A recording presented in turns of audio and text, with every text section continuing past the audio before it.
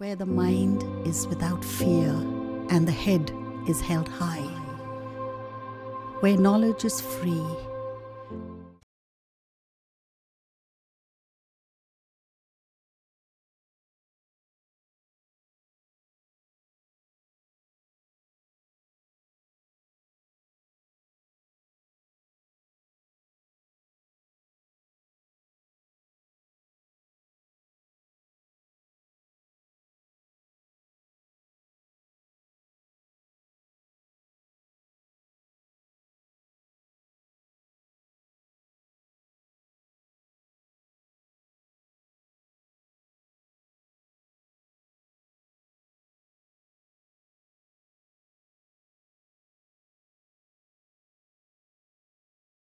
Hello student, আশা করি তোমরা ভালো আছো।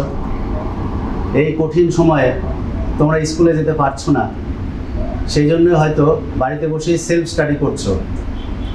এই কারণে মালদা জেলা প্রশাসন এবং ডিআই অফিসের উদ্যোগে অনলাইন শিক্ষা ব্যবস্থার মাধ্যমে তোমাদের ঘরে ঘরে শিক্ষা পৌঁছে দেওয়ার ব্যবস্থা করেছে। আমি doctor Ashis Kumar Basak, assistant headmaster এবং বায়োলজির শিক্ষক, অক্ষরমণি করোনেশন ইনস্টিটিউশন। আজকে তোমাদের ক্লাস 10-এর ক্লাস 10-এর ফার্স্ট ইউনিটের একটি চ্যাপ্টার, জীবনের প্রবাহমানতা, continuity of life. Continuity of life বা জীবনের প্রবাহমানতা, এই চ্যাপ্টারের দুটো বিষয়, উপভাবমূল যাকে বলা হয়। একটা হচ্ছে কোষ বিভাজন আর একটা হচ্ছে জনন। কন্টিনিউটি অফ লাইফ বলতে কি বোঝায়, অর্থাৎ জীব তার অস্তিত্ব কিভাবে বজায় রাখে। জীব তার দুভাবে অস্তিত্ব বজায় রাখে, একটা হচ্ছে কোষ বিভাজনের মাধ্যমে আর একটা হচ্ছে জননের মাধ্যমে। আজকে আমরা কোষ বিভাজন চ্যাপ্টারটা পড়াবো, জননটা অন্য কোনো শিক্ষক কোনোদিন পড়াবে। কোষ বিভাজন বলতে কি বোঝো স্টুডেন্টস? কোষ বিভাজন মানে একটা কোষ, মাতৃকোষ বিভাজিত হয়ে যদি অপত্য কোষ সৃষ্টি করে, সে অপত্য কোষের সংখ্যা দুটো হতে পারে, চারটে হতে পারে, কিন্তু একটা কোষ বিভাজিত হয় এবং অপত্য কোষের সৃষ্টি করে, দুটি হতে পারে, চারটি হতে পারে। যে কোষটি বিভাজিত হয় সেই কোষটির নাম মাতৃকোষ। যে কোষগুলি উৎপন্ন হয় সেই কোষগুলির নাম অপত্য কোষ। এবার সেই অপত্য কোষ আবার বিভাজিত হয়, তারা তখন মাতৃকোষ হিসাবে পরিচিত হয়, আবার অপত্য কোষ তৈরি করে। এইভাবে জীব তার প্রবাহমানতা অর্থাৎ কন্টিনিউটি, তাদের অস্তিত্ব বজায় রাখে। আমরা কোষ বিভাজন চ্যাপ্টার পড়তে গিয়ে কতগুলো মূল বিষয় আমাদের উল্লেখ করতে হবে, মূল ধারণা আমাদের অর্জন করতে হবে। মূল ধারণাগুলি কি কি এক এক করে দেখে নাও, আমি এইগুলোর উপর আস্তে আস্তে বিস্তারিত আলোচনা করব। তবে একটা কথা বলে রাখি, যেহেতু এটা আমাদের অনলাইন শিক্ষা এবং তোমাদের সাথে আমাদের কোনো ইন্টারাকশন হচ্ছে না, সেই জন্যই এটা ওয়ান ওয়ে বলা যেতে পারে। তা আমি সেটা চেষ্টা করব সিলেবাসের মধ্যে রেখে যতটা সম্ভব বোঝানো যায়।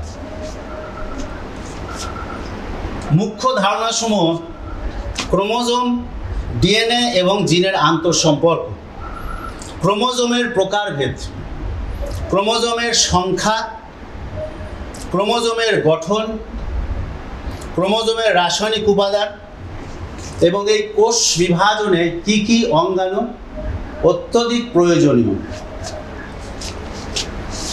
আমরা প্রথমেই ক্রোমোজোম সম্বন্ধে আলোচনা করব। কেন ক্রোমোজোম সম্বন্ধে আলোচনা করব?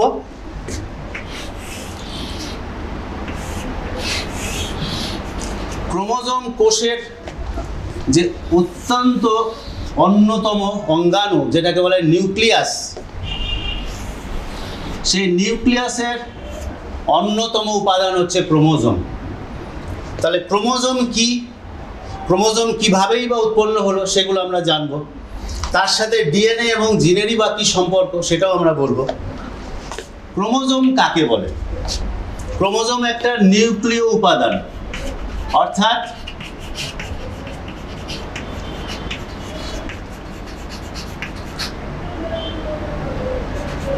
নিউক্লিয়াসের মধ্যে আছে এমন একটা উপাদান যেটা নিউক্লিক অ্যাসিড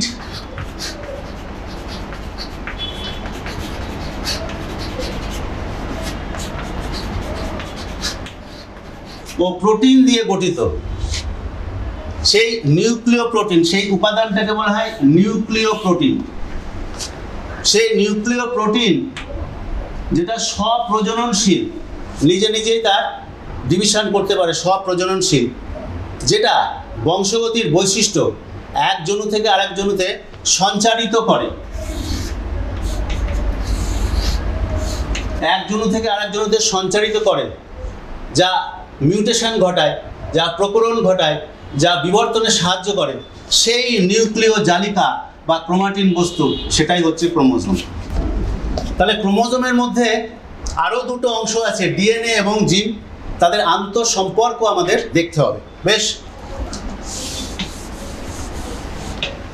আমরা ক্রোমোজোমকে যখন মাইক্রোস্কোপের নিচে স্টাডি করি তখন দণ্ডাকার দেখতে লাগে, সুতোর মতন দেখতে লাগে, এবং নিউক্লিয়াসের মধ্যে থাকে বলে সেটাকে নিউক্লিয় জালিকা বলি। তাহলে সেই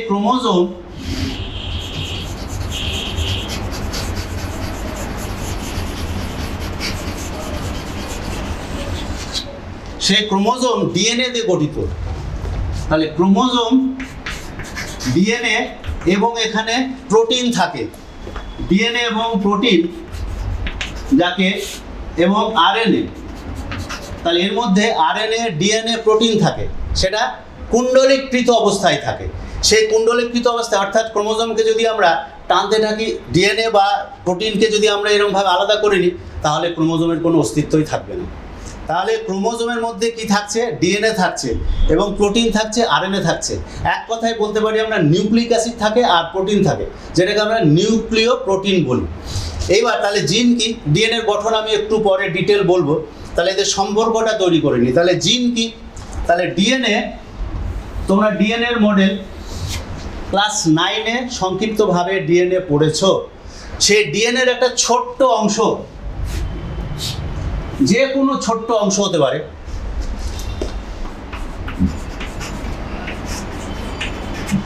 ডিএনএর ছোট্ট অংশ যা জীবের একক চারিত্রিক বৈশিষ্ট্য প্রকাশের জন্য দায়ী, যা প্রোটিন সংশ্লেষের নির্দিষ্ট সংকেত বহন করে, ডিএনএর সেই ছোট্ট ক্ষুদ্রতম অংশকে আমরা জিন বলি। তাহলে ক্রোমোজোমের মধ্যে ডিএনএ থাকে, ডিএনএর মধ্যে জিন থাকে। তাহলে ক্রোমোজোম, ডিএনএ এবং জিনের আন্তঃসম্পর্ক কি? তারা সমান্তরাল। তাহলে তাদের অস্তিত্ব একই জায়গায় অবস্থান, সুতরাং এই তিনটে জিনিস সমান্তরাল। এবার চলে আসব ছাত্ররা, আমি ক্রোমোজোমের প্রকারভেদ।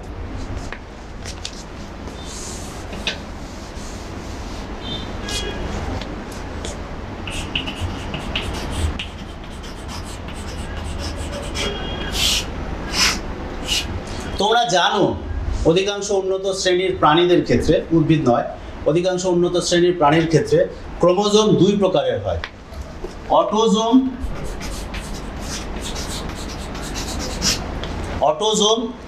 এবং সেক্স ক্রোমোজোম।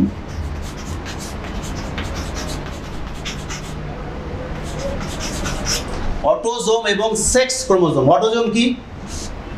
যে সকল ক্রোমোজোম দেহজ চারিত্রিক বৈশিষ্ট্য বহন করে, জনন বৈশিষ্ট্য ছাড়া দেহের অন্যান্য চারিত্রিক বৈশিষ্ট্য বহন করে, তাদেরকে আমরা অটোজোম বলি। একটা কোষে এদের সংখ্যাই বেশি। যে ক্রোমোজোম আমাদের দেহের, জীবদেহের লিঙ্গ সংক্রান্ত জিন বহন করে, তাকে বলি আমরা সেক্স ক্রোমোজোম। আর একবার রিপিট করছি, যে ক্রোমোজোম আমাদের দেহজ চারিত্রিক বৈশিষ্ট্যের জন্য জিন বহন করে, তাকে বলি অটোজোম। যে ক্রোমোজোম লিঙ্গ নির্ধারণকারী বৈশিষ্ট্য বহনের জন্য জিন বহন করে, তাদেরকে বলি আমরা সেক্স ক্রোমোজোম। তাহলে এদের সংখ্যা একই সাথে বলবো। অটোজোম এবং সেক্স ক্রোমোজোম কি সংখ্যায় থাকে? আমাদের দেহে মূলত উন্নত প্রাণীদের দেহে দু ধরনের কোষ থাকে।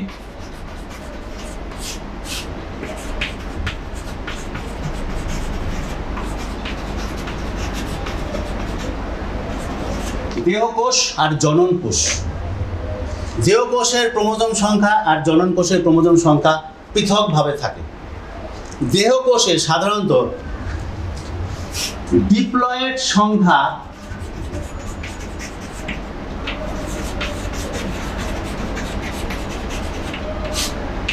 দেহকোষে সাধারণত ডিপ্লয়েড সংখ্যায় থাকে এবং জনন কোষে সাধারণত হ্যাপ্লয়েড সংখ্যায় থাকে।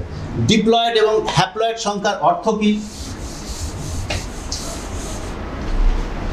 অর্থাৎ প্রত্যেক প্রকারের স্বতন্ত্র ক্রোমোজোম যখন একটি করে থাকে একটা সেটে, তখন তাকে বলি হ্যাপ্লয়েড সংখ্যা বা হ্যাপ্লয়েড সেট।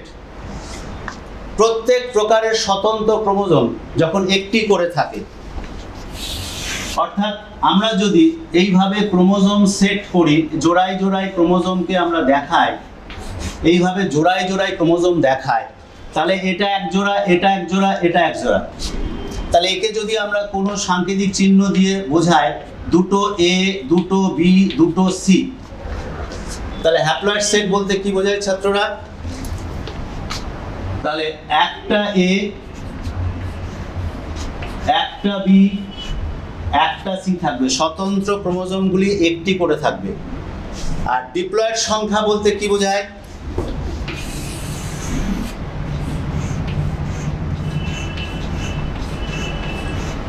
সেই স্বতন্ত্র ক্রোমোজোমগুলি যখন জোড়ায় জোড়ায় থাকে, তখন তাকে ডিপ্লয়েড সংখ্যা বলে। তা আমাদের মানুষের ক্ষেত্রে ডিপ্লয়েড কোষ মানে দেহকোষ, দেহকোষে অটোজোম এবং সেক্স ক্রোমোজোমের সংখ্যা কত? আমাদের দেহকোষের মোট ক্রোমোজোম সংখ্যা 46, জনন কোষের মোট ক্রোমোজোম সংখ্যা 23, মানে ঠিক অর্ধেক। এই 44-এর মধ্যে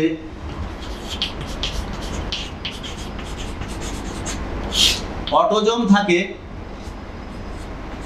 44টা, মানে 22 জোড়া, এবং সেক্স ক্রোমোজোম থাকে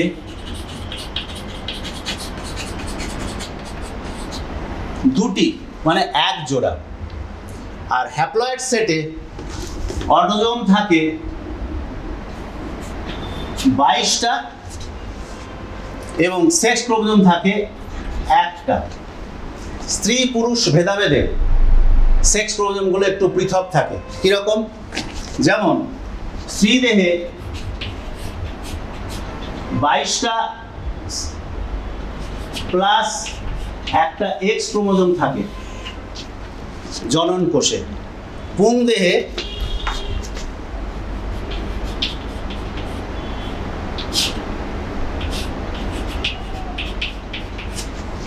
22টা প্লাস একটা ওয়াই ক্রোমোজোম, একটা এক্স ক্রোমোজোম, একটা ওয়াই ক্রোমোজোম।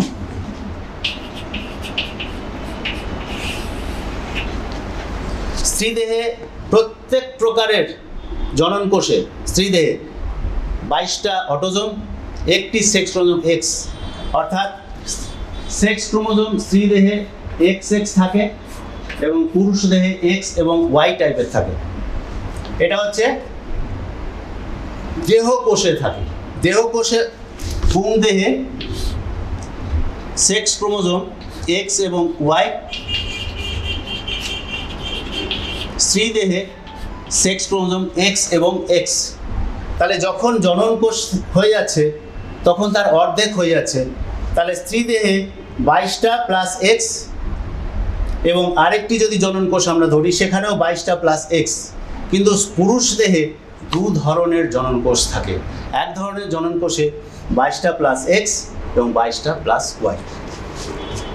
এছাড়া আমাদের ক্রোমোজোম সংখ্যা কিছুটা পরিবর্তন হয় মানুষ ভেদে, সেগুলো তখন সেই মানুষগুলো তারা বিভিন্ন রোগ বহন করে, সেগুলো আমাদের আলোচ্য বিষয় নয়। কিন্তু সাধারণভাবে ক্রোমোজোম সংখ্যা আমাদের দেহে এই রকম থাকে। এবার আমরা ক্রোমোজোমের গঠন পড়াবো। ক্রোমোজোমের গঠন আমরা জানি, ক্রোমোজোম আমরা খালি চোখে দেখতে পারি না। ক্রোমোজোমকে অনুবীক্ষণ যন্ত্রের নিচে দেখতে হয়। অনুবীক্ষণ যন্ত্রের নিচে সবসময় যে ক্রোমোজোমের গঠন ভালো করে বুঝতে পারি তাও না। তবে ইলেকট্রন যন্ত্র আবিষ্কার হওয়ার পর থেকে ক্রোমোজোমের পুঙ্খানুপুঙ্খ গঠন বর্ণনা দেওয়া বিজ্ঞানীদের পক্ষে সম্ভব হয়েছে। তা আমরা সাধারণত কোষ বিভাজন যখন পড়াবো তখন আমি উল্লেখ করব যে মেটাফেজ দশায় ক্রোমোজোমের গঠন সবচেয়ে সুস্পষ্ট লক্ষ্য করা যায়। তো আমরা সেই গঠনগুলো এক এক করে আমরা দেখে নিচ্ছি। ক্রোমোজোম গঠনে আমরা প্রথমেই লক্ষ্য করতে পারি যে ক্রোমোজোম লম্বালম্বিভাবে দুটো সমান অংশে বিভক্ত, তাকে বলা হয় ক্রোমাটিড।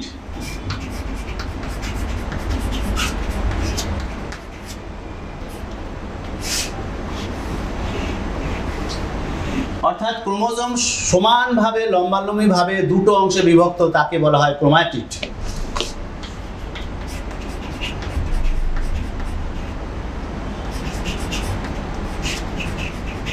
তারপরে ক্রোমোনিমা। প্রতিটা ক্রোমাটিডের মধ্যে দুটো সূক্ষ্ম তন্তুর মতো, মূলত এগুলোই ক্রোমাটিন বস্তু।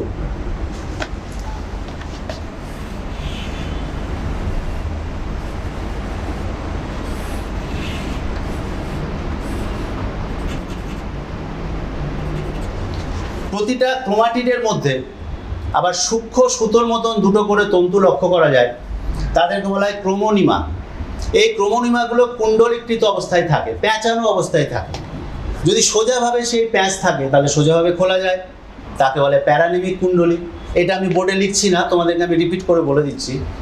যদি সোজাভাবে প্যাঁচানো থাকে, সোজাভাবে তাহলে খোলা যায়, তাকে বলে প্যারানমিক কুণ্ডলী। যদি জটিলভাবে কুণ্ডলীকৃত থাকে তাহলে সহজে খোলা যায় না, তাকে বলা হয় প্লেকটোনেমিক কুণ্ডলী। তাহলে ক্রোমোনিমা এই দুই রকমভাবে কুণ্ডলীকৃত অবস্থায় থাকে। ক্রোমোনিমার আবার কতগুলি ভেতরে দানা দানা বস্তু দেখা যায়। ক্রোমোনিমার মধ্যে ভেতরে দানা দানা, আসলে এগুলো পেঁচিয়ে কুণ্ডলীকৃত হয়, তখন ওই দানাদার ফর্ম করে, তাকে বলে ক্রোমোমিয়ার। ক্রোমোজোমের নেক্সট যে গুরুত্বপূর্ণ অংশ তাকে বলে মুখ্য খাঁজ, এবং সেই খাঁজ অংশে যে ক্ষুদ্রাকার জিনিসটি থাকে তাকে বলা হয় সেন্ট্রোমিয়ার।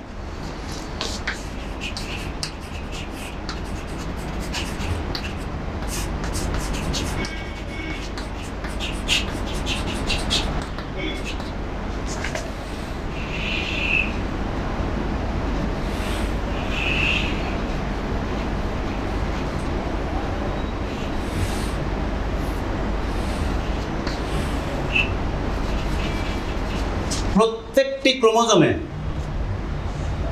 একটা করে নির্দিষ্ট জায়গায় একটা করে খাঁজ থাকবে প্রত্যেকটি ক্রোমোজোমে। সেই খাঁজকে বলা হয় মুখ্য খাঁজ বা প্রাথমিক খাঁজ।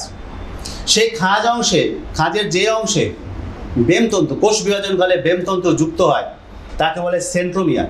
সেন্ট্রোমিয়ার প্রকৃতপক্ষে দুটি ক্রোমোজোমকে পৃথক হতে দেয় না বা যুক্ত করে রাখে, এবং সেই সেন্ট্রোমিয়ারের চারিদিকে প্রোটিন ঘটিত যে জিনিসটি লক্ষ্য করতে পারি তাকে বলা হয় কাইনেটোকোর। তাহলে প্রাথমিক খাঁজ ক্রোমোজোমের একটা নির্দিষ্ট জায়গাতেই থাকবে এমন কোনো কথা নাই। প্রাথমিক খাঁজ ক্রোমোজোমের বিভিন্ন অংশে থাকতে পারে, সেই জন্যই সেন্ট্রোমিয়ারটাও ক্রোমোজোমের বিভিন্ন অংশেই থাকতে পারে। ক্রোমোজোমের পর সেন্ট্রোমিয়ারের অবস্থানের ভিত্তিতে ক্রোমোজোমকে আমরা 4 ভাগে ভাগ করতে পারি। আগে মুখে বলে নিই, তারপরে আমি আঁকবো। ক্রোমোজোমের সেন্ট্রোমিয়ার যদি মাঝামাঝি অঞ্চলে থাকে তাকে বলি আমরা মেটাসেন্ট্রিক ক্রোমোজোম। ক্রোমোজোমের সেন্ট্রোমিয়ার যদি মাঝের কাছে অঞ্চলে থাকে তাকে বলি আমরা সাব মেটাসেন্ট্রিক ক্রোমোজোম। ক্রোমোজোমের সেন্ট্রোমিয়ার যদি প্রান্তের কাছে থাকে তাকে বলি আমরা অ্যাক্রোসেন্ট্রিক ক্রোমোজোম, এবং ক্রোমোজোমের সেন্ট্রোমিয়ার যদি প্রান্তে থাকে তাকে বলি আমরা টেলোসেন্ট্রিক ক্রোমোজোম।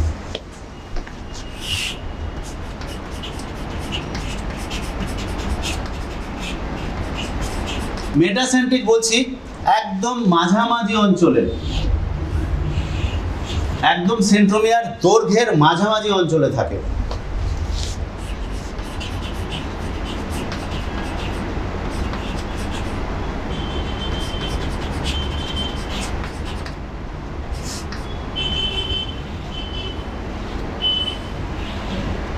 সাবমেটাসেন্ট্রিক বলছি মাঝের কাছের অঞ্চলে থাকে।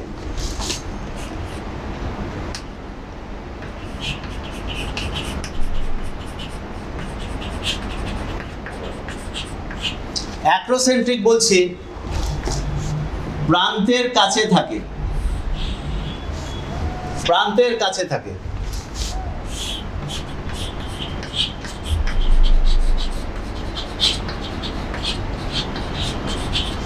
এবং টেলোসেন্ট্রিক ক্রোমোজোম যখন সেন্ট্রোমিয়ারটা একদম প্রান্তে থাকে এবং কোষ বিভাজনের সময় এই সেন্ট্রোমিয়ারের অবস্থানের অনুযায়ী ক্রোমোজোম বিভিন্ন আকৃতির হয়।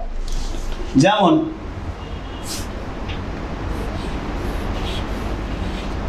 মেটাসেন্ট্রিক ক্রোমোজোম ভি আকৃতির হয়, সাবমেটাসেন্ট্রিক ক্রোমোজোম এল আকৃতির হয়, অ্যাক্রোসেন্ট্রিক ক্রোমোজোম জে আকৃতির হয়, টেলোসেন্ট্রিক ক্রোমোজোম আই আকৃতির হয়। আবার রিপিট করছি, সেন্ট্রোমিয়ার ক্রোমোজোমের দৈর্ঘ্য বরাবর কোথায় অবস্থান করবে, 50% পজিশনে যদি থাকে তাকে বলি আমরা মেটাসেন্ট্রিক ক্রোমোজোম। এই 50-র অর্ধেক মানে 25 আর 75, অর্থাৎ 25 এবং 75% অংশে যদি থাকে তাকে বলি আমরা সাবমেটাসেন্ট্রিক ক্রোমোজোম। প্রান্তের কাছে 25-এর আবার অর্ধেক 12.5, অর্থাৎ 12.5 এবং 87.5% অঞ্চলে যদি থাকে তাকে বলি আমরা অ্যাক্রোসেন্ট্রিক ক্রোমোজোম, এবং একদম প্রান্তে যদি থাকে তাকে বলি আমরা টেলোসেন্ট্রিক ক্রোমোজোম। আরও দুটো জিনিস আছে,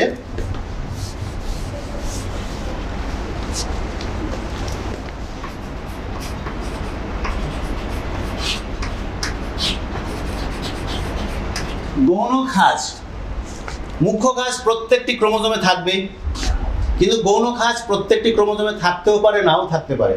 তাহলে কোনো কোনো ক্রোমোজোমে মুখ্য খাঁজ ছাড়া যদি অতিরিক্ত এক বা একাধিক আরও খাঁজ থাকে তাকে গৌণ খাঁজ বলি।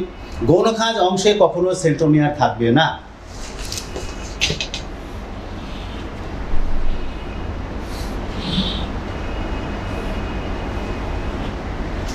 এটা একটা ক্রোমোজোমের দুটো বাহু, এখানে হচ্ছে সেন্ট্রোমিয়ার, এখানেও একটা খাঁজ দেখছি, এটা হচ্ছে গৌণ খাঁজ। কোনো কোনো ক্রোমোজোমে থাকবে, সব ক্রোমোজোমে থাকবে না।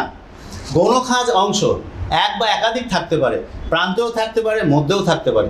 তবে গৌণ খাঁজ থাকার জন্য যদি ক্রোমোজোমটা ফোলা বাল্বের নয় হয়ে যায় তাকে আমরা স্যাটেলাইট বলি।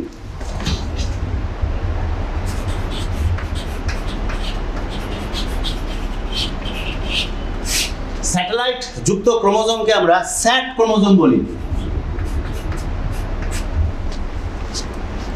স্যাট কথাটার অর্থ হচ্ছে সাইন অ্যাসিডো থাইমোনিউক্লিনিকো, সাইন অ্যাসিডো থাইমোনিউক্লিনিকো। স্যাট ক্রোমোজোম অর্থাৎ যে ক্রোমোজোমে স্যাটেলাইট থাকবে, অর্থাৎ গৌণ খাঁজ থাকার জন্য ক্রোমোজোম এর বাহুর একটা অংশ ফোলা হয়ে যাবে, তাকে স্যাটেলাইট বলি। স্যাটেলাইট সম্পন্ন ক্রোমোজোমকে স্যাট ক্রোমোজোম বলি। ক্রোমোজোমের আরেকটি অংশ হচ্ছে টেলোমিয়ার।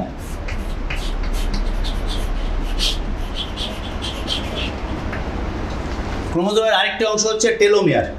টেলোমিয়ার ক্রোমোজোমের প্রান্তভাগকে বলা হয়। প্রান্তভাগের বিশেষ সজ্জার কারণে ক্রোমোজোমের টেলোমিয়ার আরেকটি ক্রোমোজোমের টেলোমিয়ার বা প্রান্তভাগ কখনোই একসাথে জোড়া লাগে না। সেই জন্য প্রান্তভাগের নিশ্চয়ই বিশেষ গঠন আছে এবং সেই প্রান্তভাগকে সেই জন্য টেলোমিয়ার বলা হয়। এবং টেলোমিয়ার থাকার কারণে বিশেষ গঠনের বিশেষ পার্থক্য প্রত্যেকটি ক্রোমোজোমের থাকার কারণে ক্রোমোজোমের দুটি প্রান্ত কখনোই স্থায়ীভাবে জোড়া লাগে না। সুতরাং ক্রোমোজোমের প্রান্তভাগকে টেলোমিয়ার বলা হয়। ইলেকট্রন অণুবীক্ষণ যন্ত্র আবিষ্কারের আগে ক্রোমোজোমের বাইরে একটা আবরণের কথা উল্লেখ করা হতো, তাকে পেলিকেল বলা হয়, এবং ক্রোমোজোমের ভেতরে অংশকে ম্যাট্রিক্স বলা হতো। কিন্তু ইলেকট্রন যন্ত্র আবিষ্কারের পর থেকে বিজ্ঞানীরা এই অংশকে খুব একটা গুরুত্ব দেন না বা অস্বীকার করেন আধুনিক বিজ্ঞানীরা। ক্রোমোজোমের গঠনের পর আমরা দেখব কোষ বিভাজনে একটা কোষের কোন কোন অংশ গুরুত্বপূর্ণ ভূমিকা নেয়। এরপরে আমরা কোষ বিভাজনে যাব, কোন কোন অংশ গুরুত্বপূর্ণ ভূমিকা নেয়। কোষের সবচেয়ে গুরুত্বপূর্ণ অংশ হচ্ছে নিউক্লিয়াস।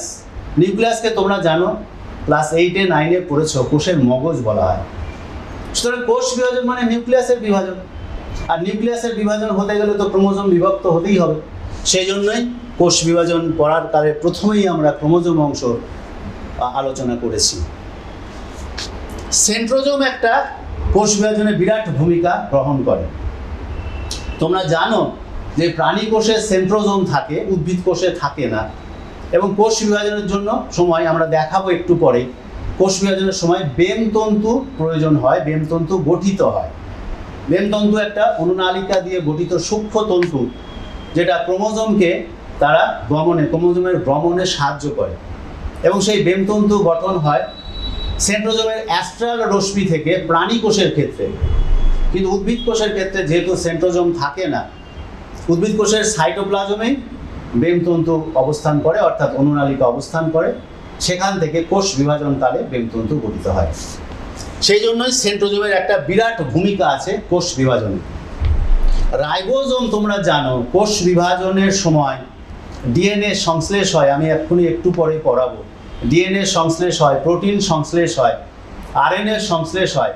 এবং তোমরা ক্লাস 8 এবং 9-এ পড়ে এসছো, রাইবোজোম হচ্ছে প্রোটিন সংশ্লেষের কারখানা বলা হয়। সুতরাং সেইখানে আমরা বলবো। আর একটা হচ্ছে ক্রোমোজোমের কোষ বিভাজনে মাইটোকন্ড্রিয়ার ভূমিকা, শক্তি যোগান দেবে। এইবার আমরা কোষ বিভাজন যাওয়ার আগে আমরা ক্রোমোজোমের একটু রাসায়নিক উপাদানটা বলে নিই, তাতে তোমাদের ক্রোমোজোম ডিভিশনটা বুঝতে সুবিধা হবে।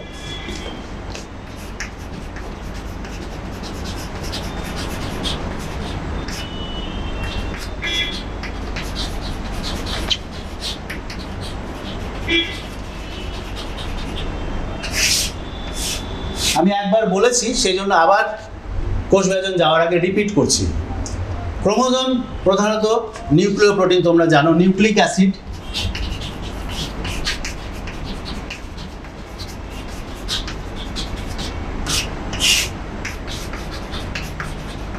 এবং প্রোটিন দিয়ে গঠিত। নিউক্লিক অ্যাসিড তোমরা জানো দুই রকমের,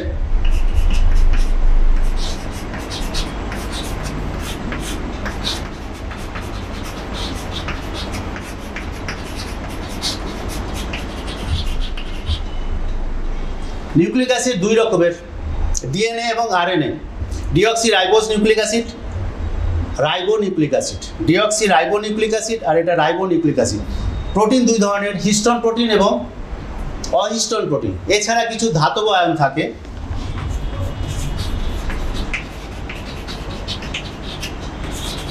ক্যালসিয়াম, ম্যাগনেসিয়াম প্রভৃতি। ডিএনএ গঠনে আমি ডিটেল যাব না, 9-এ পড়েছো। ডিএনএ তোমরা জানো দুটি পলিনিউক্লিওটাইড শৃঙ্খল দ্বারা গঠিত, এবং প্রত্যেকটি পলিনিউক্লিওটাইড শৃঙ্খল একটি নিউক্লিওটাইড একক দিয়ে গঠিত।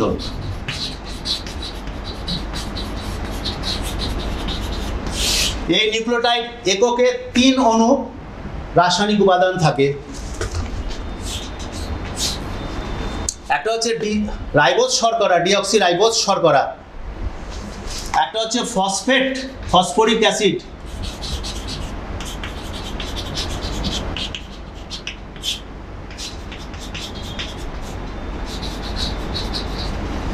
তাহলে পেন্টোজ শর্করা, ফসফেট এবং নাইট্রোজেন ক্ষার।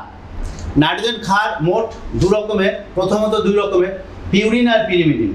পিউরিন দু রকমের, অ্যাডিনিন আর গুয়ানিন, অ্যাডিনিন এবং গুয়ানিন। আর পাইরিমিডিন দুই প্রকারের, সাইটোসিন এবং থাইমিন। আমি এই সাংকেতিক চিহ্ন ব্যবহার করলাম কারণ পুরো শব্দটি লিখলাম না, তোমরা এটা জানো। এই A for adenine, G for guanine, C for cytosine, T for thymine, এটা তোমরা জানো। তাহলে এইভাবে 3 অণু রাসায়নিক উপাদান নিয়ে একটি নিউক্লিওটাইড গঠিত। একটি পেন্টোজ শর্করা, যেখানে ডিএনএর ক্ষেত্রে ডিঅক্সি রাইবোজ শর্করা থাকে, একটি ফসফরিক অ্যাসিড এবং একটি যে কোনো একটি নাইট্রোজেন ক্ষার। এইরকম একটি নিউক্লিওটাইড যখন পলি হয়, অসংখ্য হয়, তখন পলিনিউক্লিওটাইড শৃঙ্খল বলা হয়। এরকম দুটি পলিনিউক্লিওটাইড শৃঙ্খল দিয়ে একটি ডিএনএ গঠিত। আরএনএ একই রকম গঠিত, কিন্তু একটি পলিনিউক্লিওটাইড শৃঙ্খল থাকবে। এবং আরএনএর নাইট্রোজেন ক্ষারের ক্ষেত্রে ভেদাভেদ যেটা থাকে, থাইমিন থাকে না, থাইমিনের পরিবর্তে ইউরাসিল থাকে। এই ইউ শব্দটার অর্থ তোমরা যারা ক্লাস 9-এ পড়েছো। আর হিস্টোন প্রোটিন মানে ক্ষারীয় প্রোটিন, আর্জিনিন, হিস্টিডিন এই ধরনের অ্যামাইনো অ্যাসিড সম্পন্ন প্রোটিন তাকে বলে হিস্টোন প্রোটিন। আর অহিস্টোন প্রোটিন যেটা হচ্ছে আম্লিক প্রোটিন, ট্রিপ্টোফ্যান, টাইরোসিন এই ধরনের থাকে।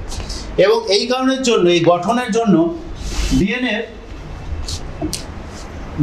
ক্রোমোজোমের দু রকমের অঞ্চল দেখা যায়।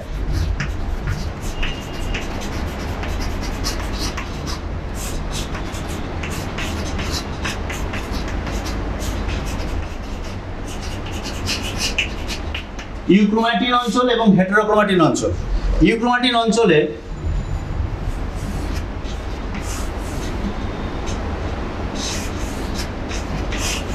এইগুলো ইউক্রোম্যাটিন অঞ্চল। ইউক্রোম্যাটিন অঞ্চল দেখা যায় যে ইন্টারফেস দশায় একটু কম কুণ্ডলীকৃত থাকে এবং কম রং নেয়, মানে অরঞ্জিত থাকে। আর হেটেরোক্রোম্যাটিন ইন্টারফেস দশায় বেশি কুণ্ডলিত থাকে এবং একটু বেশি রঞ্জক গ্রহণ করে। কিন্তু আসল তফাৎটা কি?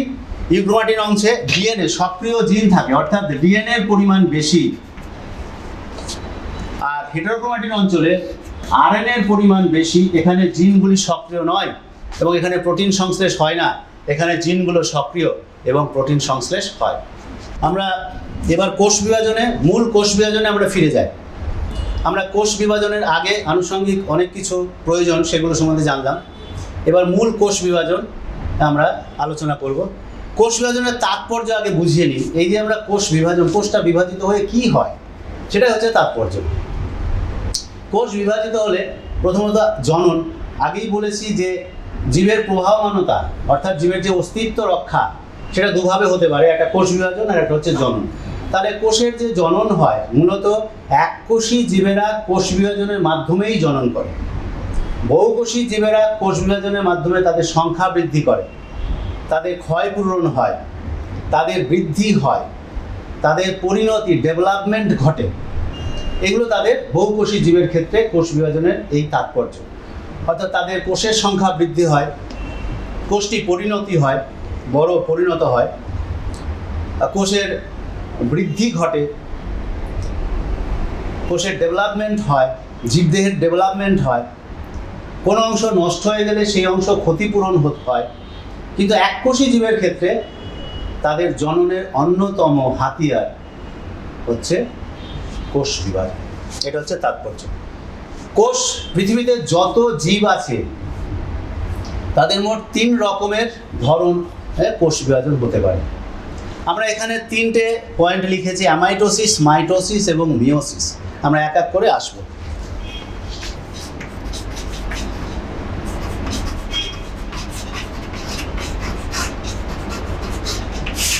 অ্যামাইটোসিস প্রক্রিয়াটি একদম সরল বিভাজন, একে প্রত্যক্ষ বিভাজন বলা হয়। সাধারণত এককোষী জীবের ক্ষেত্রে অ্যামাইটোসিস কোষ বিভাজন প্রক্রিয়া সম্পন্ন হয়, ব্যতিক্রম আছে। অ্যামাইটোসিস কোষ বিভাজনে সাইটোপ্লাজম এবং নিউক্লিয়াস একই সাথে বিভাজিত হয় এবং কোনো বেমতন্তু গঠন ছাড়াই। সেই জন্য অ্যামাইটোসিস কোষ বিভাজনকে প্রত্যক্ষ বিভাজন হয় বলে। যেমন ইস্টের ক্ষেত্রে, ব্যাকটেরিয়ার ক্ষেত্রে এই প্রক্রিয়ায় বিভাজিত হয়ে তাদের জনন সম্পন্ন করে। এছাড়া প্রচুর উন্নত শ্রেণীর উদ্ভিদ আছে, তারা অঙ্গজ জনন ঘটায়। তো অ্যামাইটোসিস প্রক্রিয়া কিভাবে হয় তোমরা একটু চিত্রে দেখে নাও। এটা একটা মাতৃকোষ। এই মাতৃকোষের এটা নিউক্লিয়াস, এই অংশ সাইটোপ্লাজম, এটা ধরে নিলাম কোষের পর্দা বা কোষ প্রাচীর। প্রথমত একই সাথে সাইটোপ্লাজম এবং নিউক্লিয়াসের বিভাজন হতে শুরু করে, খাঁজ গঠন হয়।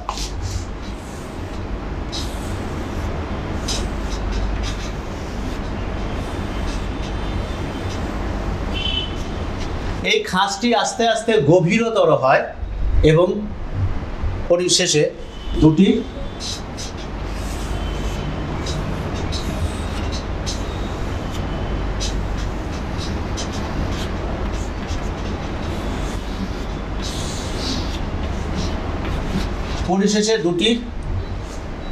অপত্য কোষের সৃষ্টি করে। এবং যেহেতু এখানে কোনো ক্রোমোজোমের আদান প্রদান হয় না, সেই জন্য বিবর্তনে এই কোষ বিভাজনের খুব একটা ভূমিকা নাই। এবং নতুন বৈশিষ্ট্য এই কোষ বিভাজনে উৎপন্ন হয় না কোষগুলির মধ্যে। সুতরাং যেটা মাতৃকোষ, সেই মাতৃকোষেরই গুণসম্পন্ন দুটি অপত্য কোষের সৃষ্টি হয়। এটা হলো অ্যামাইটোসিস, সবচেয়ে সরল প্রক্রিয়ার কোষ বিভাজন। এবার আসবো আমরা মাইটোসিস।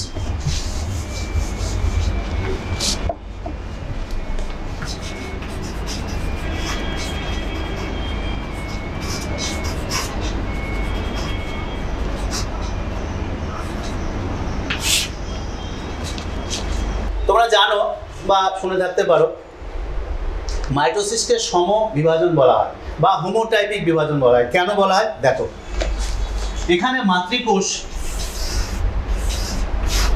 বিভাজিত হয়ে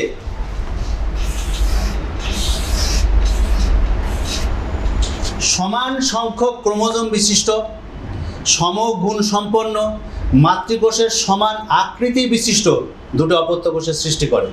এবং যেহেতু দুটো মাতৃকোষের সব কিছু সমান, অর্থাৎ ক্রোমোজোম সমান, সেই জন্য এটাকে সমবিভাজন বলা হয়। ইংলিশে বলা হয় ইকুয়েশনাল বিভাজন।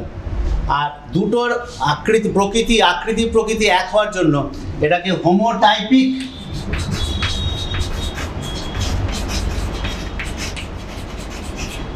হোমোটাইপিক কোষ বিভাজন বলা হয়। একটু উদাহরণ দিতে পারি। অর্থাৎ মাতৃকোষের ক্রোমোজোম সংখ্যা যদি 46 হয়, তাহলে অপত্য কোষের ক্রোমোজোম সংখ্যাও ঠিক 46 হবে। সমান সংখ্যক ক্রোমোজোম সম্পন্ন হওয়ার জন্য এটাকে সমবিভাজন বলা হয়, এবং আকৃতি প্রকৃতি একই হওয়ার জন্য এটা হেটেরোটাইপিক কোষ বিভাজন বলা হয়। মিওসিস, আমরা যাওয়ার আগে একটু সংজ্ঞা বলে নিচ্ছি। মিওসিস কোষ বিভাজনে একটি কোষ দুবার বিভাজিত হয়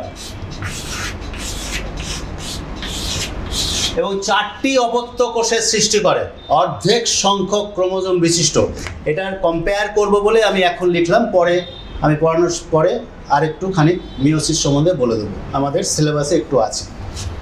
এখানে ধরা যাক মাতৃকোষের ক্রোমোজোম সংখ্যা 46। প্রথম পর্যায়ে বিভাজনে মাতৃকোষের ঠিক অর্ধেক সংখ্যক ক্রোমোজোম সম্পন্ন অপত্য কোষ দুটি সৃষ্টি হবে, যাদের ক্রোমোজোম সংখ্যা 23 করে। এই জন্য এটাকে হ্রাস বিভাজন বলা হয়।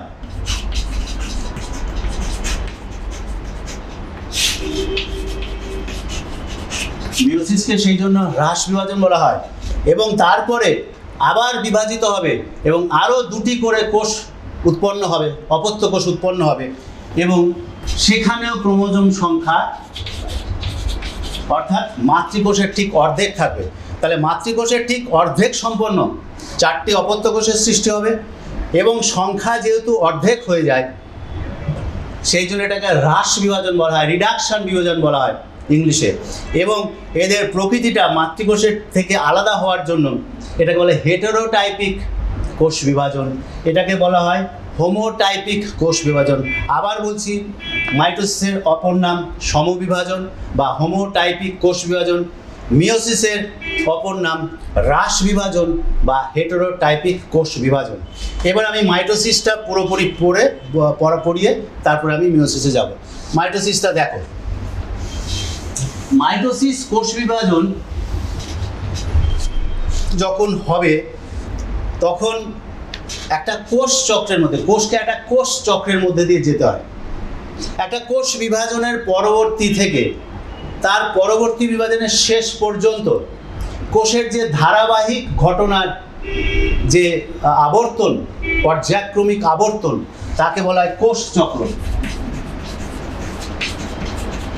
কোষ চক্র কেন হয় সেটাও বলছি।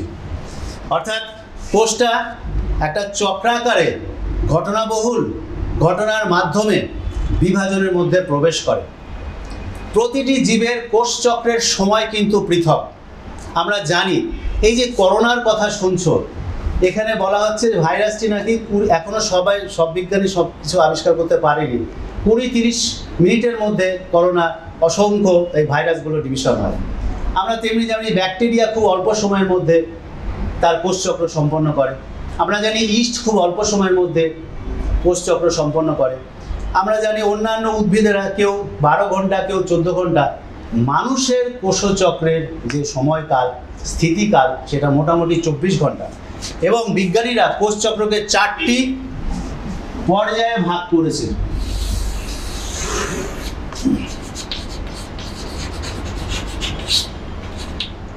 এই পর্যায়কে, স্থিতিকালকে যদি আমি 24 ঘন্টার সাথে তুলনা করি, তাহলে তার 23 ঘন্টা সময়কাল প্রস্তুতি দশা। অর্থাৎ 4টে যে দশা আছে, একটা হচ্ছে এম দশা, একটা G1 দশা, একটা এস দশা, একটা G2 দশা। এই 4টে পর্যায়ে ভাগ করেছে। তার মধ্যে G1, এম, এস এবং G2 এই 3টে সময়কে বলা হয় প্রস্তুতকাল, ইন্টারফেস দশা। আর এটা হচ্ছে বিভাজন দশা। একটা বাস্তব উদাহরণ দিচ্ছি। তোমরা স্কুলে পড়াশোনা করো, তোমাদের সারা বছর প্রস্তুতি লাগে এবং গিয়ে ফাইনালে একটা পরীক্ষা দাও। অর্থাৎ প্রস্তুতি দশা তোমাদের 11 মাস, আর তোমার পরীক্ষার সেই দশা, অর্থাৎ তুমি কি প্রস্তুত করলে সেটা জানানোর জন্য সময় পাওয়া যায়, অর্থাৎ 1 মাস। এখানে একটা কোর্স যদি 24 ঘন্টা সময় অতিবাহিত করে, তার মধ্যে তার প্রস্তুত দশা কি প্রস্তুত হবে সেটা বলছি। প্রস্তুত দশা অর্থাৎ G1 দশা, এস দশা এবং G2 দশা, এটাই তার 23 ঘন্টা কিছু মিনিট সময় লাগে। এবং তারপরে মাইটোসিস দশা অর্থাৎ কোষটি বিভাজনে অবতীর্ণ হয়, সেটা মাত্র 1 ঘন্টা 40 মিনিট থেকে 1 ঘন্টায় শেষ হয়ে যায়। আমরা দেখব কোন দশায় কি হয়, অর্থাৎ কেন প্রস্তুত লাগে। আমরা আগে বলেছি যে মাতৃকোষ বিভাজিত হয়ে 2টো অপত্য কোষের সৃষ্টি হয়। মাতৃকোষের ক্রোমোজোম সংখ্যাও 46, আবার অপত্য কোষের ক্রোমোজোম সংখ্যাও 46। How is it possible? আমি একটা বাস্তব উদাহরণ দিচ্ছি। ছাত্ররা, তোমাকে আমি 10 টাকা দিলাম, দিয়ে আমি অর্ডার করে দিলাম তোমার 2টো বন্ধুকে 10 টাকা 10 টাকা করে ভাগ করে দাও। এটা কখনোই সম্ভব নয়, কারণ তোমাকে আমি মাত্র 10 টাকা দিলাম, দিয়ে বলছি 2জনকে 10 টাকা করে সম্ভব নয়। কখন সম্ভব? তুমি যদি আরও 10 টাকা আর্ন করে নাও, তখন ঠিক 10 টাকা 10 টাকা করে 2টো বন্ধুকে ভাগ করে দিতে পারবে। ঠিক একই রকম হয়, অর্থাৎ 46টা ক্রোমোজোম, সেই 46টা ক্রোমোজোম আবার সংশ্লেষিত হয়, সেটা এস দশায় সংশ্লেষিত হয়। তাহলে ক্রোমোজোমের উপাদান কি? ক্রোমোজোমের উপাদান ডিএনএ, ক্রোমোজোমের উপাদান প্রোটিন, ক্রোমোজোমের উপাদান আরএনএ। তাহলে সব কিছু প্রস্তুত লাগবে। এবং একটা কোষের মধ্যে নানান ধরনের অঙ্গাণু থাকে, সেই অঙ্গাণুগুলোকেও আবার উৎপন্ন হতে হবে। কোষগুলো বিভাজিত হতে গেলে শক্তি লাগবে, সেই শক্তিগুলো উৎপন্ন হতে হবে। সেই ঘটনাগুলোই প্রস্তুত দশায় চলে। প্রস্তুত দশার G1 দশাতে ক্রোমোজোমের যে অঙ্গাণুগুলো আছে, সেই অঙ্গাণুগুলো তখন উৎপন্ন হয়। এছাড়া প্রোটিন সংশ্লেষ হয়, এছাড়া আরএনএ সংশ্লেষ হয়। অর্থাৎ ক্রোমোজোমের যে আসল যে ডিএনএ, সেই ডিএনএর জন্য প্রোটিন লাগবে, আরএনএ লাগবে, এবং তারপরে ডিএনএটা সংশ্লেষিত হবে। সেইগুলো সব G1 দশায় সংশ্লেষিত হয়। এবার আসল যে ঘটনাটা, মূল যে ঘটনাটা, অর্থাৎ ক্রোমোজোমের দ্বিত্বকরণ, ক্রোমোজোমের উপাদান বাড়ানো, যেটা আমি টাকার সাথে তুলনা করলাম, অর্থাৎ আরও 46টা ক্রোমোজোম আছে, আরও 46টা তৈরি করবে, সেটা হচ্ছে এস দশায়। এই জন্য এস দশাকে বলা হয় সংশ্লেষ দশা। G1 দশার পুরো নাম গ্যাপ 1 দশা বা পোস্ট মাইটোটিক গ্যাপ পিরিয়ড। আমি এত লিখতে পারছি না, তাহলে সময় পাবো না। G1 দশা, আই রিপিট, G1 দশা মানে হচ্ছে গ্যাপ 1 দশা, যেটা একটা কোষ বিভাজনের পরবর্তী দশা, post mitotic gap period. S মানে হচ্ছে সংশ্লেষ দশা, যেটাকে সিনথেসিস দশা বলা হয়। সেখানে মূলত ক্রোমোজোম সিনথেসিস অর্থাৎ ডিএনএর দ্বিত্বকরণ ঘটে, ডিএনএর সংশ্লেষ ঘটে। দ্বিত্বকরণ শব্দটা আর একটা করে বোঝানো যায়, অর্থাৎ ক্রোমোজোমের ভলিউম, ধরো সেটাকে আমরা 2C দিয়ে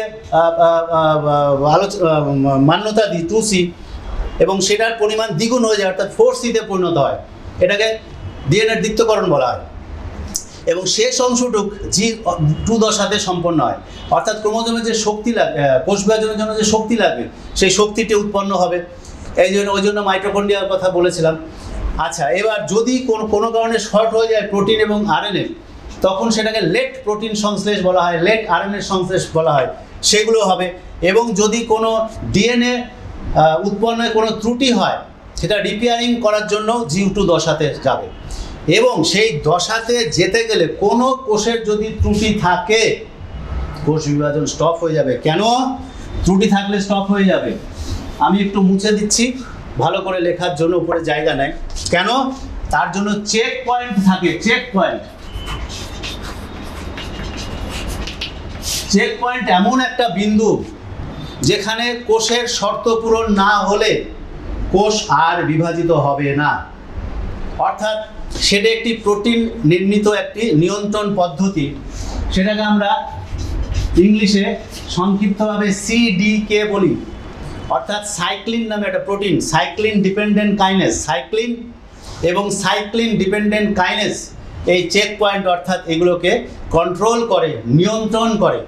অর্থাৎ কোষ G1 থেকে S দশায় যাবে কিনা সেই জন্য একটা চেক পয়েন্ট আছে, সেই চেক পয়েন্টের নাম G1 এবং S পয়েন্ট।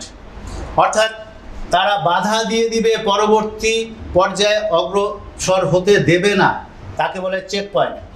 এবার S দশায় সংশ্লেষ হয়ে গেল, এবার S দশা থেকে G2 দশাতে যাবে কি যাবে না, অর্থাৎ সেটা নির্ণয় করবে আবার চেক পয়েন্ট। যদি হয়ে যায় তাহলে সে চলে গেল, এবং G2 দশা যদি সম্পূর্ণভাবে তার যে সকল কাজগুলো আছে কোষের সেগুলো নিয়ন্ত্রণ করতে না পারে, চেক পয়েন্ট তাকে G2 থেকে M দশায় যেতে দেবে না, তাকে বলা হয় G2M চেক পয়েন্ট। এবং mitosis, M for mitosis, mitosis কোষ বিভাজন সম্পূর্ণ হতে গেলে তখন মাঝে মাঝে তাদেরও একটা চেক পয়েন্ট থাকে। যদি কোনো জায়গায় কোনো অসুবিধা থাকে, যদি শর্ত পূরণ না হয়, তখন কিন্তু সেই চেক পয়েন্ট তাকে আটকে দেবে। তাহলে এই চেক পয়েন্ট সম্পূর্ণ হলে এবার কোষ বিভাজন হবে। কোষ বিভাজন অর্থাৎ মাইটোটিক ফেজ, তাদের দুটো দশা আছে, অর্থাৎ একটি ক্যারিওকাইনেসিস দশা, আমি প্রথমে ক্যারিওকাইনেসিস দশা বলছি।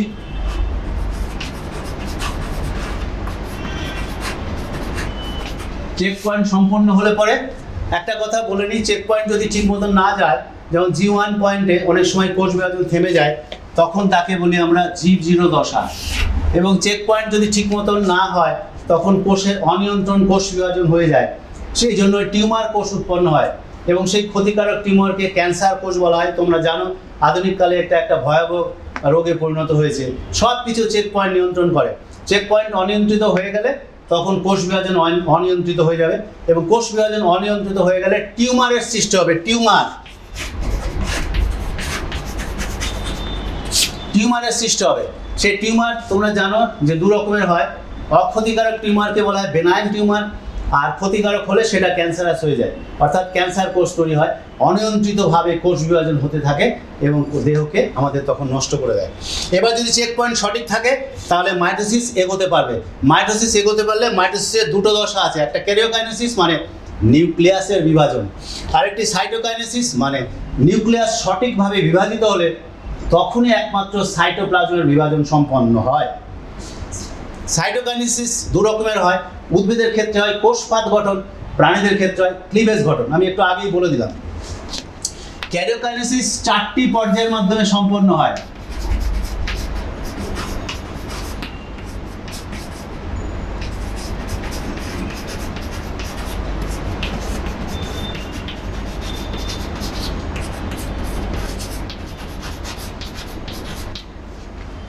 ক্যারিওকাইনেসিস 4টি দশার মাধ্যমে সম্পন্ন হয়, প্রোফেজ, মেটাফেজ, অ্যানাফেজ, টেলোফেজ। আমি এখানে চিত্র দিয়ে তোমাদের দেখাবো, বিষয়গুলো লিখতে পারবো না, অনেক সময় লাগবে, বুঝিয়ে দিচ্ছি। তাহলে যখন বিশ্রাম দশা শেষ হয় তারপরেই হচ্ছে প্রোফেজ শুরু হয়। তাহলে প্রোফেজের চিত্রটা একটু এঁকে নিয়ে বুঝিয়ে নিই আমরা। প্রোফেজের সময় প্রাণী কোষের ক্ষেত্রে আর উদ্ভিদ কোষের ক্ষেত্রে সামান্য পার্থক্য আছে, সেটা আমি উল্লেখ করে দেবো। প্রোফেজের সময় কি হচ্ছে দেখা যাচ্ছে, তখন ক্রোমোজোমগুলো তখন ক্রোমোজোম নাম থাকে না, তখন তাকে বলে নিউক্লিয় জালিকা। নিউক্লিয় জালিকাগুলো এবার আস্তে আস্তে কি হয়, জল বিয়োজন হয়ে নিউক্লিওপ্লাজম থেকে জল সাইটোপ্লাজমে চলে আসে, যার ফলে ডিহাইড্রেশন অর্থাৎ জলের বিয়োজন হয়। জলের বিয়োজন হলে পরে জল চলে আসে, তখন নিউক্লিয়ার রেটিকুলামগুলো খুলে যায় এবং সুস্পষ্ট হয়।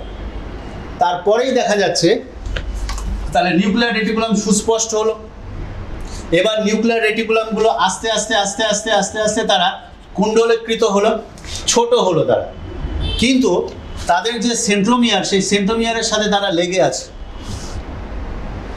এরপরে প্রাণী কোষের ক্ষেত্রে, উদ্ভিদ কোষের ক্ষেত্রে এটা নয়, উদ্ভিদ কোষ হলে তোমরা এরকমভাবে রেক্ট্যাঙ্গুল এইভাবে আঁকবে, প্রাণী কোষ হলে এইরকম আঁকবে।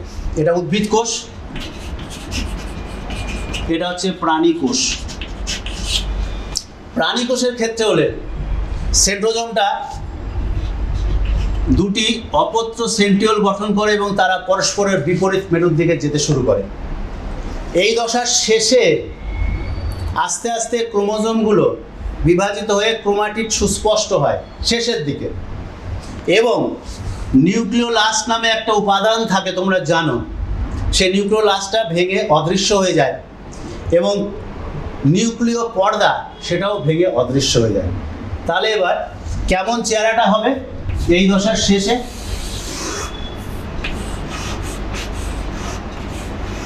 এই দশার শেষে চেহারাটা হবে, অর্থাৎ একটা কোষ থাকবে, তার নিউক্লিয় পর্দা থাকবে না, নিউক্লিয় জালিকাগুলো আস্তে আস্তে আস্তে আস্তে প্যাচ খুলে তারা কুণ্ডলীকৃত হয়ে ক্রোমোজোমে পরিণত হয়েছে এবং ক্রোমোজোমগুলো ছড়িয়ে থাকবে, কোষের মধ্যে ছড়িয়ে থাকবে।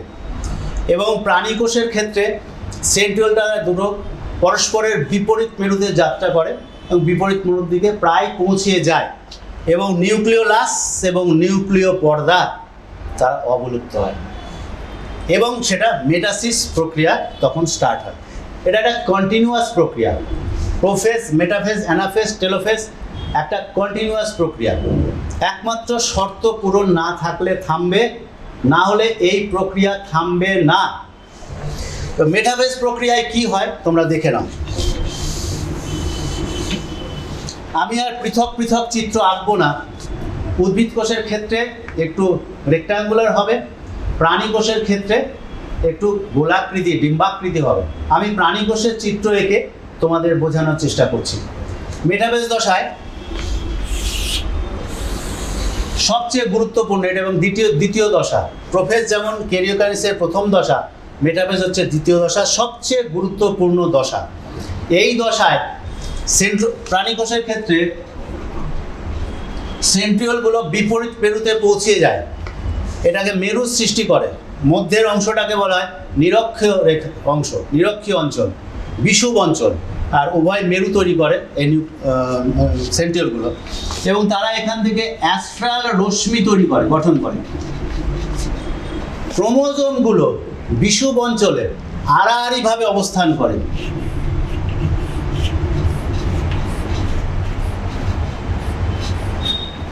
এবং তারা সেন্ট্রোমিয়ার দ্বারা যুক্ত থাকে। তারা আড়াআড়িভাবে অবস্থান করে, মানে এইভাবে অবস্থান করে, বিষুব অঞ্চল অবস্থান করে, কিন্তু তারা সেন্ট্রোমিয়ার দিয়ে ক্রোমাটিড দুটো সুস্পষ্ট হয়ে যায়, লম্বালম্বিভাবে বিভক্ত হয়ে দুটো ক্রোমাটিড সুস্পষ্ট হয়ে যায়, কিন্তু সেন্ট্রোমিয়ার দিয়ে ক্রোমোজোম দুটো যুক্ত থাকে। এরপর ক্রোমোজোমগুলো আরও বেটে হয়, মানে ছোট হয়, কুণ্ডলীকৃত হয়। তো কিন্তু এই সময় যেটা সবচেয়ে গুরুত্বপূর্ণ হয় সেটা হচ্ছে ব্রেমতন্তু গঠিত হয়। প্রোফেজ দশার শেষ থেকে ব্রেমতন্তু গঠন শুরু হয়, এখানে এসে ব্রেমতন্তু সম্পূর্ণরূপে গঠিত হয় এবং ক্রোমোজোমগুলো এত সুস্পষ্ট হয় যে আমরা যখন মাইক্রোস্কোপের নিচে দেখি, ক্রোমোজোম অবজার্ভ করি, তখন একমাত্র মেটাফেজ দশার ক্রোমোজোমগুলো সুস্পষ্টভাবে গোনা যায়। অ্যানাফেজ দশাও দেখা যায় কিন্তু ঠিক মতন গোনা যায় না। এবার 3 রকমের ব্রেমতন্তু গঠিত হয়।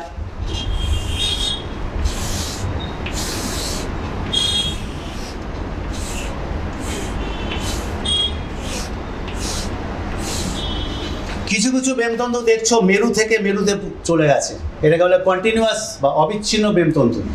কিছু কিছু ব্রেমতন্তু দেখছো যে ক্রোমোজোমের গায়ে সেন্ট্রোমিয়ারের সাথে যুক্ত হয়েছে, এগুলোকে বলা হয় ক্রোমোজোমাল ব্রেমতন্তু। আর কিছু বিক্ষিপ্ত বিচ্ছিন্ন ব্রেমতন্তু থাকে এবং সেগুলো আমরা পরে জানাচ্ছি। তাহলে এই অবস্থা মেটাফেজ দশার চিত্র। মেটাফেজ দশা শেষ হলে অ্যানাফেজ দশায় কোষটি গমন করে। অ্যানাফেজ দশায় কি হয়?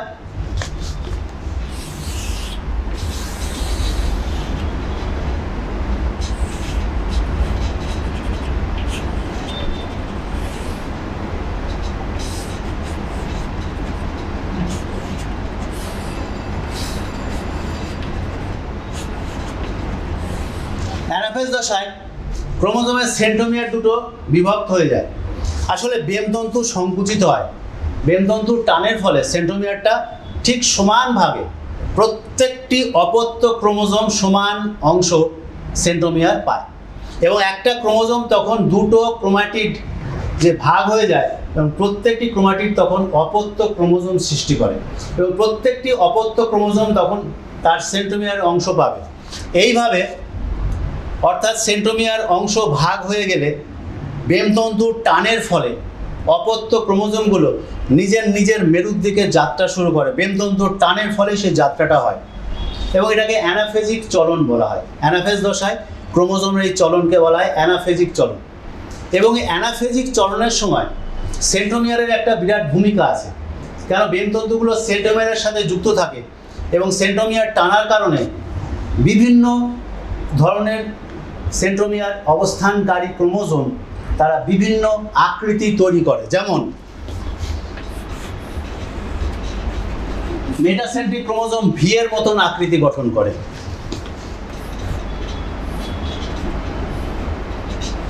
যেমন সাবমেটাসেন্ট্রিক ক্রোমোজোম এল এর মতন আকৃতি গঠন করে,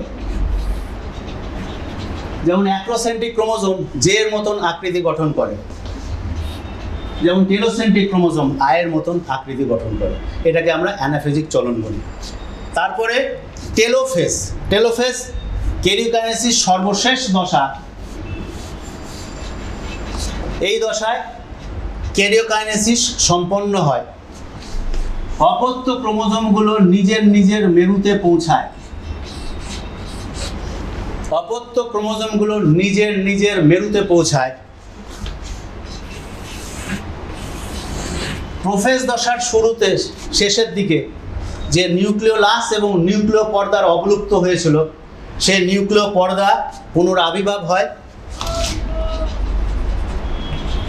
এবং নিউক্লিওলাসের পুনরাবির্ভাব হয়, এবং জল আগে বিয়োজন হয়েছিল, এবার জলের সংযোজন হবে, অর্থাৎ সাইটোপ্লাজম থেকে আবার নিউক্লিওপ্লাজমের দিকে জল ঢুকবে, যার ফলে ক্রোমোজোমগুলো তখন আবার, আমি আবার নতুন চিত্র দেখাচ্ছি, ওখানে রাখছি না, ক্রোমোজোমগুলো আবার সূত্রকার অবস্থায়, অর্থাৎ ক্রোমোজোমগুলো নিউক্লিয় রেটিকুলামে পরিণত হয়, এবং তারা পরস্পরের সাথে আবার পেঁচিয়ে যায়, অর্থাৎ এই অবস্থায় টেলোফেজ দশা শেষ হয়। টেলোফেজ দশা শেষ হতে না হতেই সাইটোকাইনেসিস শুরু হয়ে যায়। সাইটোকাইনেসিস দশা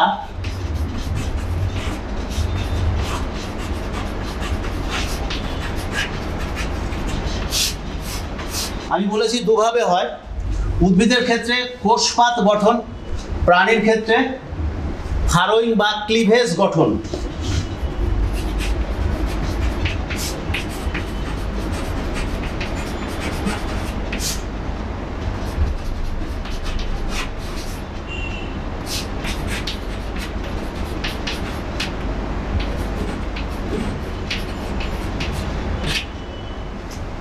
উদ্ভিদের ক্ষেত্রে টেলোফেজ দশার শেষেই যখন দুটো অপত্য নিউক্লিয়াসের সৃষ্টি হয়ে যায়, তখন গলগি বস্তু থেকে ক্যালসিয়াম পেকটেট, ম্যাগনেসিয়াম পেকটেট এরকম ক্ষুদ্র ক্ষুদ্র ভেসিকেলগুলো নিঃসৃত হয়ে, যেগুলোকে আমরা ফ্র্যাগমোজোম বলি, সেগুলো দিয়ে একটা পাত গঠন করে, যাকে বলি আমরা ফ্র্যাগমোপ্লাস্ট। সেই ফ্র্যাগমোপ্লাস্ট আস্তে আস্তে আস্তে আস্তে প্রসারিত হয়, প্রসারিত হয়ে তখন একটা পর্দা গঠন করে, তাকে বলি আমরা মধ্য পর্দা। এবং মধ্য পর্দার উভয় দিকে প্রাথমিক পর্দা গঠন হলে, এবং কোষটি তখন দুটো ভাগে, সাইটোপ্লাজম দুটো ভাগে বিভক্ত হয়ে দুটি কোষের সৃষ্টি করে। এটা হচ্ছে কোষপাত গঠন। প্রাণীদের ক্ষেত্রে ক্লিভেজ গঠন। টেলোফেজ দশার শেষে একটা খাঁজের গঠন হয় বা ক্লিভেজ তৈরি করে, দেখাচ্ছি সেটা।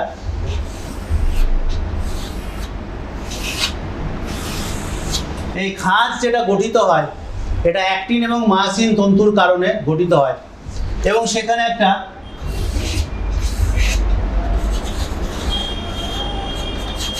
কন্ট্রাক্টাইল রিংয়ের মতন গঠন করে। এই কন্ট্রাক্টাইল রিংয়ের আস্তে আস্তে আস্তে আস্তে আস্তে যখন সংকোচন ঘটে তখন কোষের যে পর্দা, সেই পর্দা আস্তে আস্তে সংকুচিত হয়ে গভীর খাঁজের সৃষ্টি করে এবং আলটিমেটলি দুটো অপত্য কোষের সৃষ্টি করে। এইভাবে মায়োসিস প্রক্রিয়া সম্পন্ন হয়। প্রথমে ক্যারিওকাইনেসিস, দুটো অপত্য নিউক্লিয়াস সৃষ্টি হয়, তারপরে সাইটোকাইনেসিস, সাইটোপ্লাজমের বিভাজন হয়, কোষপাত গঠনের মাধ্যমে উদ্ভিদ কোষের ক্ষেত্রে হয়, ক্লিভেজ বা ফারোইং গঠনের মাধ্যমে প্রাণী কোষের সৃষ্টি হয়। এবার তোমাদের আমি শেষ পর্যায়ে চলে এসেছি মিওসিস। আমাদের সিলেবাসে মিওসিস সম্বন্ধে খুব ডিটেল আলোচনার জায়গা নেই। মিওসিস কাকে বলে, মিওসিসের তাৎপর্য এবং ক্রসিং ওভার জিনিসটা কি, সেইটা আমাদের সিলেবাসে বলা আছে এবং সেইটুকু আমি তোমাদের আলোচনা করব।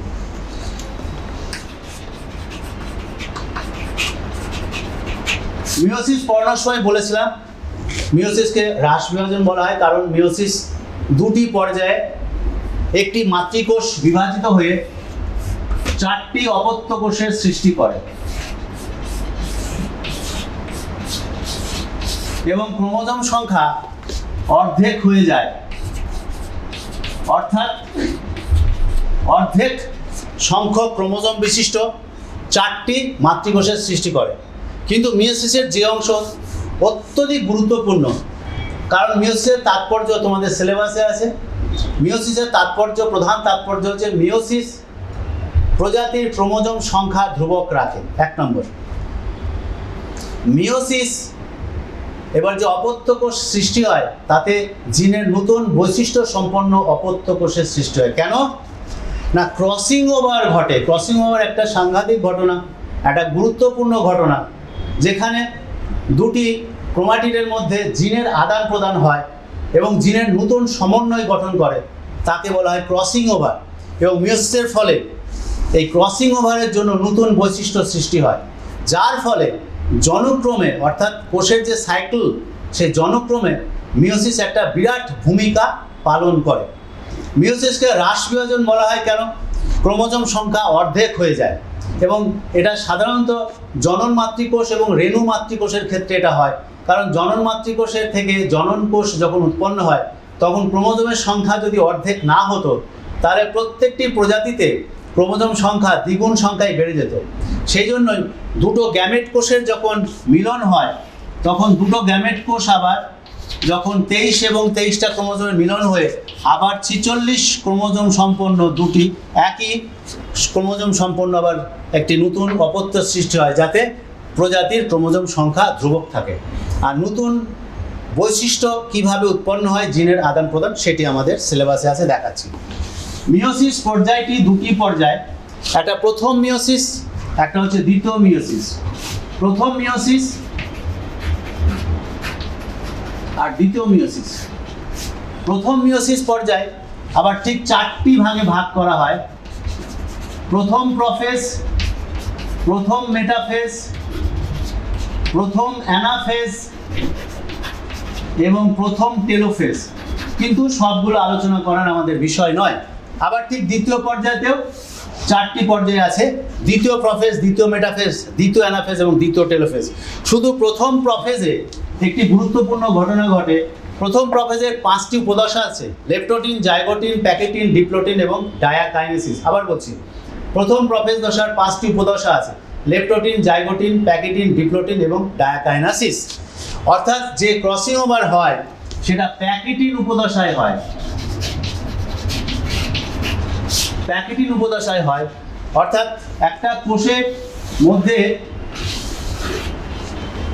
কোষের মধ্যে যখন মিওসিস প্রক্রিয়ার প্রথম প্রসেস শুরু হয় তখন ক্রোমোজোমগুলো আস্তে আস্তে আস্তে আস্তে সেপারেট হয়। সেপারেট হতে হতে হতে হতে তখন দ্বিতীয় উপদশায়, যেটাকে জাইগোটিন বলেছি, তখন ক্রোমোজোমগুলো পাশাপাশি আসে এবং কোন ক্রোমোজোমগুলো না, পিতামাতার ক্রোমোজোমগুলো, সমসমস্ত ক্রোমোজোম বলা হয়। একই গুণ সম্পন্ন ক্রোমোজোম, সমগুণ সম্পন্ন ক্রোমোজোমকে সমসমস্ত ক্রোমোজোম বলা হয়। সমসমস্ত ক্রোমোজোম আমরা পাই একটা পিতার কাছ থেকে এবং একটা মাতার কাছ থেকে, তারা পাশাপাশি অবস্থান করে। সেই পাশাপাশি অবস্থান করলে অর্থাৎ সাইনাপসিস গঠন হয়। ঠিক তারপরেই প্যাকেটিন দশায় কি হয়, প্রতিটা ক্রোমোজোম দুটো করে ক্রোমাটিডে ভাগ হয়ে যায়। অর্থাৎ এই যে জোড়ায় জোড়ায় অবস্থানরত ক্রোমোজোমকে আমরা বাইভ্যালেন্ট বলি। জোড়ায় জোড়ায় ক্রোমোজোম অবস্থানকে বলি আমরা বাইভ্যালেন্ট।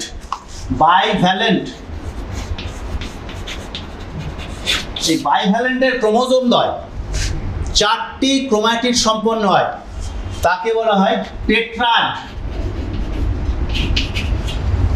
এই টেট্রাড গঠনকালে টেট্রাডের যখন দেখছি এই নিজের নিজের ক্রোমোজোমকে সিস্টার ক্রোমাটিড বলা হয়, আর এই পেয়ারের একে অপরের ক্রোমোজোমকে বলে নন সিস্টার ক্রোমাটিড। এবার যখন কাছাকাছি আসে হোমোলোগাস ক্রোমোজোম, ঠিক তারপরে বিকর্ষণ শুরু হয়। বিকর্ষণের সময় নন সিস্টার ক্রোমাটিডের মধ্যে দেহাংশের বিনিময় হয়।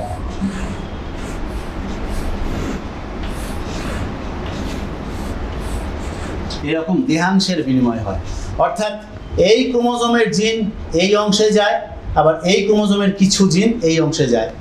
সম্পূর্ণ জিনের আদান প্রদান হয় না, সামান্য কিছু জিনের হয়, ম্যাক্সিমাম 50% জিনের হতে পারে। এই আদান প্রদানের ফলে নতুন যে আবার সেপারেশন যখন হয়ে যাবে, তখন যে